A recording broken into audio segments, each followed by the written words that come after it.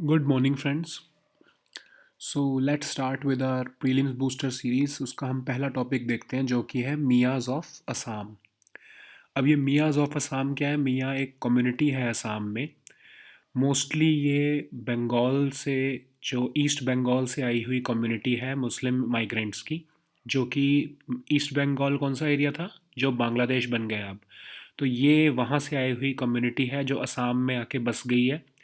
और ये community basically Bangladesh जब बन रहा था तब ही नहीं आई है, उससे पहले से ही आनी शुरू हो चुकी है। जो बेसिकली इमिग्रेंट्स ईस्ट बंगाल से असम में आए हैं, जब ब्रिटेन ने असम को अनेक्स किया था 1826 में, तब से लेकर बांग्लादेश लिबरेशन वॉर 1971 तक जितने भी माइग्रेंट्स उस एरिया से, ऐसे मुस्लिम माइग्रेंट्स आए हैं कुछ, जिनको हम मियाँ कम्युनिटी कहा कहते हैं। ठीक है, तो ये बेसिकली वैसे एक डेरोगेटरी टर्म है उस कम्युनिटी के लिए। ये टर्म किसके लिए यूज़ की जाती है? जो लोग इलीगली आकर उस एरिया में बस गए हैं। ठीक है, अब वो कौन से एरिया में बसे हैं? वो बसे हैं चार चपोरीज एरियाज़ में बसे हैं।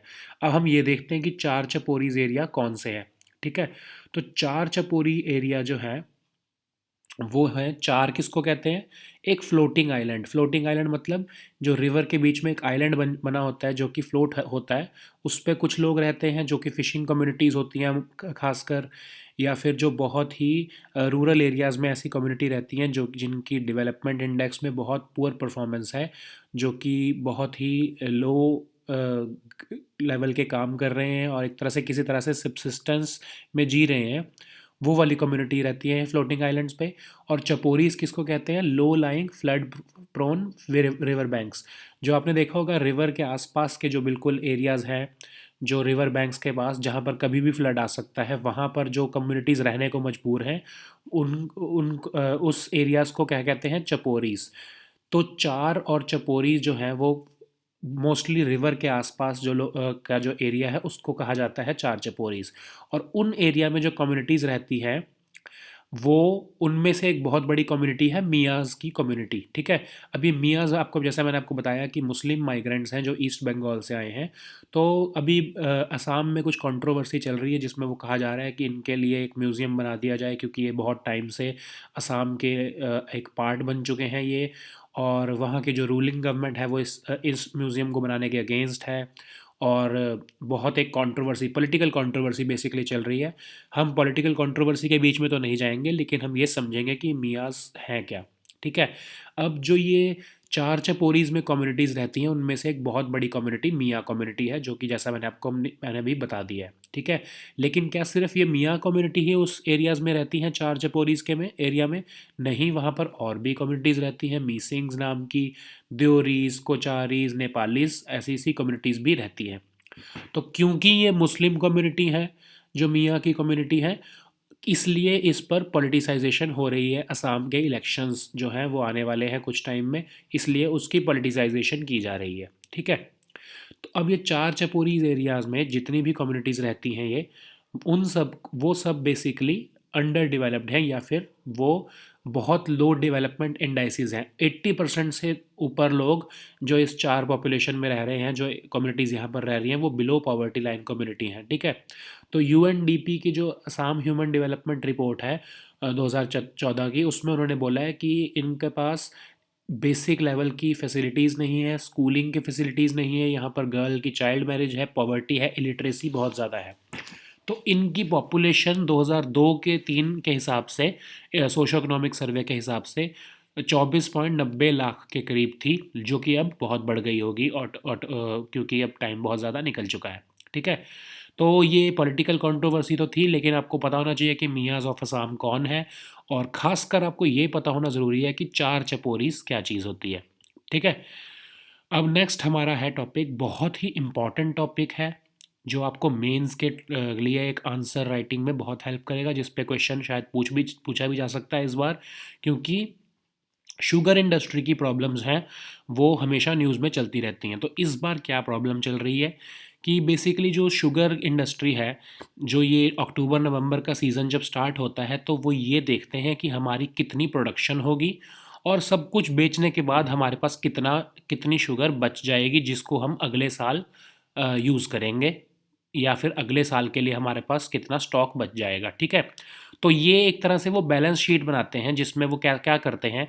आपको भी अगर कुछ सामान देखना हो अपना, अगर आप भी बिजनेस कर रहे हो तो आप कैसे देखोगे कि इस साल कितनी प्रोडक्शन हुई। समझ लीजिए कि इस बार 100 किलो की शुगर की प्रोडक्शन हुई, ठीक है। अब कैरी फॉरवर्ड स्टॉक क्या होता है? कैरी फॉरवर्ड स्टॉक मतलब जो पिछले साल का बच गया था। अब एग्जांपल लीजिए कि पिछले साल का 10 किलो बच गई थी शुगर, ठीक है। तो 100 किलो इस साल की, 10 किलो पिछले साल की, तो 110 किलो टोटल शुगर हो गई। अब उसमें से माइनस क्या करना है कि डोमेस्टिक कंजम्पशन, मतलब इंडिया में कितनी शुगर बिक जाएगी। चलो एग्जाम्पल के तौर पे हम ले लेते हैं 40 kg, ठीक है। तो 110 में से 40 kg माइनस कर दिया जाए, ठीक है। अब वो कितना आ गया 70 kg, ठीक है। और एक्सपोर्ट्स को भी माइनस कर दिया जाए कि जो बाहर भी हम बेच देंगे। अब एक्सपोर्ट्स लगा लीजिए 30 kg, ठीक है। तो 70 kg बचा था हमारा। 70 kg में से जब हमने एक्सपोर्ट्स भी माइनस कर दिए 30 kg, तो हमारी टोटल बचा 40 kg। अब ये 40 kg जो हमारा बचा है, ये हमारी शुगर ऐसी बच गई है जिसको हम अब ना तो हमने अपना इंडिया में भी सारा सामान बेच दिया, हमने एक्सपोर्ट भी कर दिया, फिर भी हमारे पास 40 kg बच गया है। इसको हमें अगले साल यूज़ करना पड़ेगा। तो ये अगले साल का हमारा ओपनिंग स्टॉक बन जाएगा। इस साल का हमारा एक क्लोजिंग स्टॉक है, क्योंकि हम इस पे क्लोज कर रहे हैं, इसके इससे ज़्यादा हम नहीं बेच सकते। हमारा इस साल का क्लोजिंग स्टॉक 40 kg है। नेक्स्ट ईयर का हमारा ओपनिंग स्टॉक 40 kg यही हो जाएगा जो इस साल का हमारा क्लोजिंग स्टॉक है, ठीक है। तो अब ये कह रहे हैं कि पिछले साल हमारी जो क्लोजिंग स्टॉक था, मतलब पिछले साल उनका कितनी शुगर जो नहीं बिकी थी वो थी 107 लाख टन, ठीक है। इस साल वो कह रहे हैं कि एनुअल प्रोडक्शन जो है हमारी शायद 326 लाख टन के करीब होगी। तो ठीक है, तो इन दोनों को ऐड कर दिया जाए तो 326 और 107, तो हमारा आंसर आता है इसमें 433 लाख टन की एक बेसिकली हमारी फिगर आती है, ठीक है। तो वो कह रहे हैं कि 433 लाख टोटल हमारी फिगर आ रही है।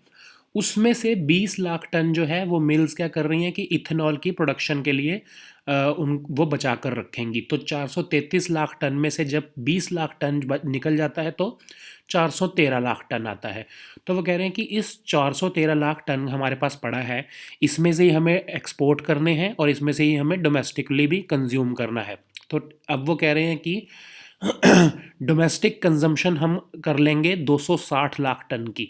तो 413 लाख टन में से जब वो 260 लाख टन की कंजम्पशन कर लेंगे और एक्सपोर्ट का भी एक फिगर उन्होंने निकाला है, तो वो कह रहे हैं कि फिर भी हमारे पास जो क्लोजिंग स्टॉक इस साल का बच जाएगा वो 155 लाख टन बच जाएगा, ठीक है। तो वो कह रहे हैं कि पिछले साल तो 107 लाख टन बचा था, लेकिन इस बार हमारा 155 लाख टन का स्टॉक बच जाएगा, जिसको आपको स्टोर भी करके रखना है। आपको उसकी स्टोरेज की कॉस्ट लगेगी और आपको उसके ऊपर खर्चा करना पड़ेगा, एक फिक्स्ड कॉस्ट देनी पड़ेगी, ठीक है। तो वो कह रहे हैं कि अगर ऐसा हो, गवर्नमेंट हमें कुछ सब्सिडी दे दे ताकि हम इस 155 लाख टन जो हमारा स्टॉक बच रहा है जो नहीं बिक रहा है, उसमें से कम 50 लाख टन की जो शुगर है वो इंटरनेशनल मार्केट में एक्सपोर्ट कर दें। तब हमारे पास कुछ इतना पैसा आ जाएगा कि हम अपने शुगर इंडस्ट्री को सस्टेन कर सकें। तो वो सब्सिडी क्यों मांग रहे हैं? क्योंकि अभी प्राइजेज़ इंटरनेशनल मार्केट में 21 से 22 रुपये किलो के करीब चल रहे हैं, ठीक है। अब वो कह रहे हैं कि लेकिन हमारे को 1 किलो शुगर बनाने में ही 32 रुपये के करीब कॉस्ट आ जाती है। हमारी कॉस्ट ऑफ प्रोडक्शन ही 32 रुपये किलो है। तो हम उसको कम प्राइस पर कैसे बेच सकते हैं? तो हम ये चाहते हैं, मतलब ये शुगर इंडस्ट्री ये चाहती है कि उन्हें कुछ गवर्नमेंट सब्सिडी दे दे, ताकि उनकी कॉस्ट ऑफ प्रोडक्शन जो है वो कम हो जाए और वो उसको एक्सपोर्ट कर सकें उस शुगर को, ठीक है। लेकिन गवर्नमेंट ने अभी, जैसा मैंने आपको बताया कि गवर्नमेंट ने, यूनियन कॉमर्स मिनिस्टर ने कहा है कि गवर्नमेंट कोई ऐसा सब्सिडी की स्कीम, एक्सपोर्ट सब्सिडी की स्कीम जो इस साल के शुगर सीज़न में लाने की कोई भी प्लान नहीं कर रही है। तो जो शुगर इंडस्ट्री है वो कह रहे हैं कि फिर हम जो हमारा शुगर इंडस्ट्री है वो कोलैप्स हो जाएगी अगर हमारा इतना सारा स्टॉक पड़ा रहेगा अगले साल के लिए। तो हमको एटलीस्ट 50 लाख टन तक की शुगर को एक्सपोर्ट करने के ऊपर सब्सिडी दी जाए, ठीक है। तो इसमें एक ये भी क्वेश्चन आता है कि गवर्नमेंट जो ये मिल्स हैं वो जो 155 लाख टन का जो इनका स्टॉक है उसमें से अगर वो ज़्यादा इथेनॉल प्रोडक्शन कर लें तो क्या वो फ़ायदेमंद नहीं है? ताकि उनका इस बहाने स्टॉक भी यूज़ हो जाएगा। और क्योंकि इथेनॉल पर गवर्नमेंट अच्छी सब्सिडीज़ देती है, अच्छे ऑफर्स देती है और अच्छा रेट देती है, तो उनको फ़ायदा हो सकता है। वो rather than exporting the sugar, वो उसको एथेनॉल एथेनॉल प्रोडक्शन में लगाएं, तो हमारे रिन्यूएबल एनर्जी के टारगेट्स भी पूरे हो जाएंगे और हमारी जो शुगर इंडस्ट्री है उनका माल भी बिक जाएगा। ठीक है। तो सेंट्रल गवर्नमेंट ने 1 से 3 रुपए पर लीटर जो प्रोक्योरमेंट प्राइस है एथेनॉल का वो बढ़ा तो दिया है, लेकिन इन्होंने जो शुगर इंडस्ट्री ने 20 लाख टन की शुगर का ही एथेनॉल प्रोडक्शन करने में यूज़ करने का प्लान किया है। क्यों? क्योंकि उनके पास अभी जितना इंफ्रास्ट्रक्चर है उससे मैक्सिमम से मैक्सिमम 15 से 20 लाख रुपए टन शुगर को ही इथेनॉल में बनाया जा सकता है। तो वो कह रहे हैं कि हम इस 1 साल के अंदर 20 लाख टन से ऊपर शुगर नहीं बना पाएंगे, तो हम 155 लाख टन जो हमारी शुगर बची रह जाएगी उसको हम क्या करेंगे आगे, कितना उसको हम अगले साल का ओपनिंग स्टॉक इतना बड़ा कैसे लेके जाएंगे, उसकी हम प्रोडक्शन की कॉस्ट या उसकी मेंटेनेंस की जो बेसिकली कॉस्ट है 1 साल तक रखने की, वो हम उसको कैसे रखेंगे। ठीक है। तो ये ही सारा शुगर इंडस्ट्री की प्रॉब्लम चल रही है। तो नेक्स्ट टॉपिक हम देखते हैं पिनाका रॉकेट सिस्टम। अब ये पिनाका मिसाइल सिस्टम जो है बेसिकली ये डीआरडीओ ने अभी टेस्ट किया है। तो ये एक तरह से इंडिजिनसली डेवलप्ड है। डीआरडीओ ने इसको इंडियन आर्मी के लिए बनाया है। अब याद रखना इंडियन एयरफोर्स के लिए नहीं बनाया है, इसको इंडियन आर्मी के लिए बनाया है। और इसमें बेसिकली 6 तरह के रॉकेट्स होते हैं, जो मिसाइल सिस्टम्स होते हैं। और ये मिसाइल सिस्टम हमारे इंडिया के अपने Indian regional navigation satellite system द्वारा चलाया जाता है। ये जो मिसाइल्स हैं ये आईआरएनएसएस के थ्रू गाइड किए जाते हैं। अब ये आईआरएनएस क्या क्या है? आईआरएनएसएस क्या है? जो हमारा इंडिया का अपना जीपीएस है। ठीक है। तो बेसिकली हमारे मिसाइल सिस्टम्स को यूएस बेस्ड जीपीएस की ज़रूरत नहीं पड़ती। इन पिनाका मिसाइल सिस्टम्स को गाइड होने, लोकेशन ट्रैक करने के लिए ये इंडिया के जो आईआरएनएसएस है उसके थ्रू ही ये मिसाइल सिस्टम चलता है। ठीक है। अब ये इसके अंदर जो हमने MK1 जो हमारा मार्क 1 जो था पिनाका मिसाइल, ये सिर्फ 36 से 38 किलोमीटर तक की रेंज इसकी थी पहले। ठीक है। लेकिन 2019 में दिसंबर में पिनाका मार्क 2 रॉकेट को टेस्ट किया गया, जिसकी रेंज उन्होंने 70 से 75 किलोमीटर्स के करीब रखी। और बाद में क्लेम किया कि 70 to 90 किलोमीटर्स तक की रेंज है इसकी ऑलमोस्ट। ठीक है।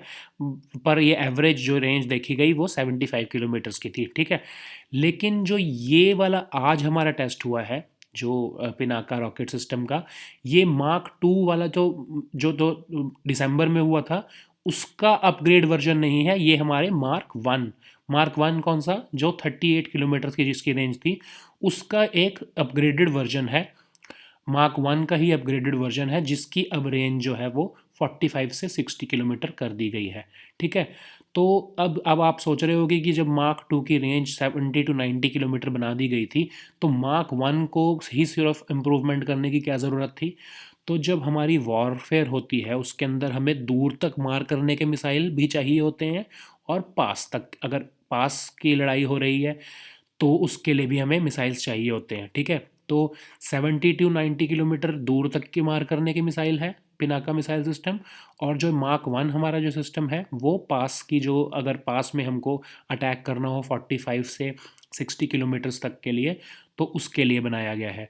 तो ये पिनाका मिसाइल सिस्टम बेसिकली हमारा जो, अगर हमें चाइनीज़ आर्मी के साथ लड़ना है और अगर हमारी क्लोज एनकाउंटर हो जाता है चाइनीज़ आर्मी के लिए, तो हमें मार्क 1 हमारे लिए बहुत एक अच्छा एक वेपन सिस्टम सिद्ध होगा। ठीक है। तो ये देखिए इसमें भी ये लिखा है कि critical, it can fill a critical gap of hitting targets that are not so far away. ठीक है। तो मार्क 2 हमारा दूर की मार करने के लिए बनाया गया था, जो कि दिसंबर 2019 में टेस्ट हुआ है। और मार्क 1 हमारा पास की, अगर हमें बिल्कुल पास की वॉरफेयर करनी है, हमारी जो सामने वाली जो दुश्मन आर्मी है अगर वो बिल्कुल पास में है हमारे, तो उसको अटैक करने के लिए मार्क 1 जो पिनाका मिसाइल सिस्टम है उसी को ही अपग्रेड किया गया है। ठीक है। अब नेक्स्ट टॉपिक हमारा है फोर्टिफाइड राइस। अब गवर्नमेंट ने प्लान किया है कि वो जो फोर्टिफाइड राइस है उसको एग्जिस्टिंग 5 स्टेट्स में बांटने से को एक्सपैंड करके वो टोटल 15 स्टेट्स को अब कवर करना चाहते हैं। ठीक है। तो ये फोर्टिफाइड राइस है, होता क्या है इसके अंदर basically vitamin A, vitamin B 1, vitamin B 1 2, folic acid, iron और जिंक जो है वो इसमें प्रेजेंट होता है, ठीक है। तो गवर्नमेंट ने मोस्ट अपना फोकस किस पे रखा है, 112 एस्पिरेशनल डिस्ट्रिक्ट्स। अभी एस्पिरेशनल डिस्ट्रिक्ट कौन से हैं, जो हमारे मोस्ट बैकवर्ड डिस्ट्रिक्ट्स थे इंडिया के, उनको गवर्नमेंट ने एक तरह से नाम दिया था एस्पिरेशनल डिस्ट्रिक्ट्स, ताकि बैकवर्ड जो टर्म है वो ना यूज़ की जाए इनके लिए। एस्पिरेशनल डिस्ट्रिक्ट्स इसलिए यूज़ किया गया ताकि एक बिहेवियर चेंज आए, ताकि हमारी एक सोच में चेंज आए कि ये बैकवर्ड नहीं है, इन ये एस्पिरेशनल है, ये चेंज लाना चाहते हैं ये डिस्ट्रिक्ट्स। तो इन्हीं डिस्ट्रिक्ट्स में बेसिकली ये 15 स्टेट्स में जो बटे हुए डिस्ट्रिक्ट्स, वहाँ पर जो हमारे चिल्ड्रन हैं, बच्चे हैं, उनकी जो हेल्थ है उसको सुधारने के लिए, उनके न्यूट्रिशन को सुधारने के लिए फोर्टिफाइड राइस को की जो स्कीम है उसको एक्सपेंड करने का गवर्नमेंट ने प्लान किया है, ठीक है। तो फूड कॉरपोरेशन ऑफ इंडिया को ये जिम्मेदारी दी गई है कि अभी तो जो 15,000 टन का जो ये 15,000 टन जो फोर्टिफाइड राइस वो डिस्ट्रीब्यूट करते हैं, उसको बढ़ाकर 1.3 लाख टन तक का फोर्टिफाइड राइस की डिस्ट्रीब्यूशन का सिस्टम वो लेकर आए, प्लान लेकर आए, ठीक है। तो अभी तो एक सेंट्रली स्पॉन्सर्ड पायलट स्कीम चल रही थी फरवरी 2019 से, जो कि 3 साल के लिए उन्होंने निकाली है। उसको वो पहले सिर्फ 5 साल 5 स्टेट्स में थी, आंध्र प्रदेश, गुजरात, महाराष्ट्र, तमिलनाडु और छत्तीसगढ़ में, लेकिन उसको अब 10 स्टेट्स में और बढ़ा दिया जाएगा फोर्टिफाइड राइस की स्कीम को। अब पहले 5 थी और 10 अब और, तो मतलब टोटल 15 स्टेट्स में ये स्कीम चलेगी, ठीक है। तो ये फोर्टिफाइड राइस क्या होता है, basically bio fortification. Bio fortification क्या चीज़ है, जिसमें आप फूड की क्रॉप की न्यूट्रिशनल वैल्यू को बढ़ा देते हो विटामिन्स और मिनरल्स उसके अंदर ऐड करके। अब ये 2 तरीके से किया जाता है। फर्स्ट तरीका तो क्या है कि आप ऐसी वैरायटीज़ की क्रॉप्स को ढूंढते हो जिसके अंदर वो डिज़ायर्ड न्यूट्रिएंट्स हैं, ठीक है। अब आप फूड की जो, अब जैसे अगर आप राइस का एग्जांपल लो, तो राइस की जो ये वाली क्रॉप्स होंगी जिसके अंदर न्यूट्रिएंट्स हैं, जो आप डिज़ायर्ड न्यूट्रिएंट्स जिसके अंदर, जैसे जो ये वाले न्यूट्रिएंट्स हैं हमारे विटामिन A B1, ये वाले जो विटामिन्स हैं, इस क्रॉप को हमारी जो राइस की, और जो हमारी वो उनकी जो राइस की वो वाली क्रॉप जिसके अंदर वायरस का रेजिस्टेंस है, ड्रॉट टॉलरेंस है, हाई यील्डिंग है और टेस्ट है, उसके साथ उसको क्रॉस ब्रीड किया जाएगा, ताकि दोनों जो कैरेक्टरिस्टिक्स हैं क्रॉप के, एक तो न्यूट्रिशन वैल्यू भी आ जाए और उसकी जो बाकी की डिज़ायरेबल ट्रेट्स, मतलब वो वायरस रेजिस्टेंट भी हो, ड्रॉट टॉलरेंट भी हो और हाई यील्डिंग भी हो, वो दोनों को क्रॉस ब्रीड करके डेवलप की जाएगी ये बायो फोर्टिफाइड क्रॉप, जो इस केस में हमारे राइस है, ठीक है। दूसरा क्या होता है कि बेसिकली हम मिनरल्स डायरेक्टली ऐड करते हैं, जो हमारी नॉर्मल, हमारी बिना क्रॉस ब्रीडिंग के हमारी जो नॉर्मल राइस की जो वैरायटी है उसके अंदर हम डायरेक्टली जिंक, आयरन और ये प्लांट मैनेजमेंट, जो हमारे न्यूट्रिशनल जो मिनरल्स हैं उनको ऐड करते हैं। किस तरीके से, प्लांट मैनेजमेंट करके सॉइल में ये मिनरल्स मिला दिए जाएंगे, या फिर प्लांट के कैरेक्टर्स को किसी तरह से एनहांस किया जाएगा, ठीक है। तो बेसिकली आपको ये ज़्यादा समझने की ज़रूरत नहीं है कि कैसे किया जाता है, आपको बस पता होना चाहिए कि बायो फोर्टिफिकेशन होता क्या है। और ये 2 तरह से हो सकता है, कन्वेंशनल क्रॉप ब्रीडिंग की टेक्निक्स के थ्रू, कन्वेंशनल क्रॉप ब्रीडिंग और एग्रोनॉमिक बायोफोर्टिफिकेशन, ठीक है। क्रॉप ब्रीडिंग तो आपको बताया मैंने कि एक तरह, एक जो न्यूट्रिशन फिल्ड, जो न्यूट्रिशियस क्रॉप है उसको ड्रॉट रेजिस्टेंट क्रॉप के साथ क्रॉस ब्रीड किया जाएगा, ताकि वो एक तरह से न्यूट्रिटिव भी हो वो क्रॉप, और ड्रॉट टॉलरेंट भी हो, पेस्ट टॉलरेंट भी हो और उसकी हाई यील्ड भी हो, ठीक है। और दूसरा क्या होगा कि बेसिकली आपके प्लांट की मैनेजमेंट ही इस तरह से की जाएगी, जो नॉर्मल आपके राइस उगाया जा रहा है उसमें ही सॉइल मैनेजमेंट टेक्निक्स, या उसके जो प्लांट की मैनेजमेंट इस तरह से की जाएगी कि वो जो नॉर्मल राइस है वो ही फोर्टिफाई किया जा सके, ठीक है। अब इसके अंदर एक टर्म यूज़ हुई है, इंटीग्रेटेड चाइल्ड डेवलपमेंट सर्विसेज। इसके थ्रू वो ये फोर्टिफाइड जो राइस है उसको फैलाना चाहते हैं हमारे एस्पिरेशनल डिस्ट्रिक्ट्स में। तो ये कौन, इस स्कीम के अंदर क्या क्या हुआ है, ये स्कीम बेसिकली 1975 में लॉन्च की गई थी। इसको 1978 में डिसकंटिन्यू कर दिया गया जब हमारे मोरारजी देसाई प्राइम मिनिस्टर थे, उनकी गवर्नमेंट आई। लेकिन जब वो गवर्नमेंट चली गई, उसको 10th 5 ईयर प्लान में इस स्कीम को दोबारा लॉन्च किया गया, रीलॉन्च किया गया। ठीक है, तो 10th 5 ईयर प्लान में इसको आईसीडीएस स्कीम को आंगनवाड़ी सेंटर्स के साथ जोड़ दिया गया। और फिर इसके जब आंगनवाड़ी सेंटर्स जो थे उसके थ्रू 6 तरह की ऐसी सर्विसेज को दिया जाने लगा। किन को दिया जाता है, इसके बेनिफिशरीज कौन है? जो बच्चे 6 साल से कम एज के हैं और उनकी मदर्स। ठीक है, तो क्या क्या दिया जाता है इसमें? Immunisation, supplementary nutrition, health checkup, referral services, pre school nutrition, nutrition and health information. ठीक है, तो इसमें फूड दिया जाता है, प्री स्कूल की एजुकेशन दी जाती है, प्राइमरी हेल्थ केयर दिया जाता है, इम्यूनाइजेशन, हेल्थ चेकअप और रेफरल सर्विसेज। ये बेसिकली ये 6 तरह की ऐसी सर्विसेज जो हैं वो उन 6 साल से कम एज के बच्चों को और उनकी मदर्स को देने का ये प्रोग्राम है। ठीक है, तो ये बेसिकली आज के हमारे टॉपिक्स थे। तो we'll meet next time with new topics. Until then, goodbye and take care.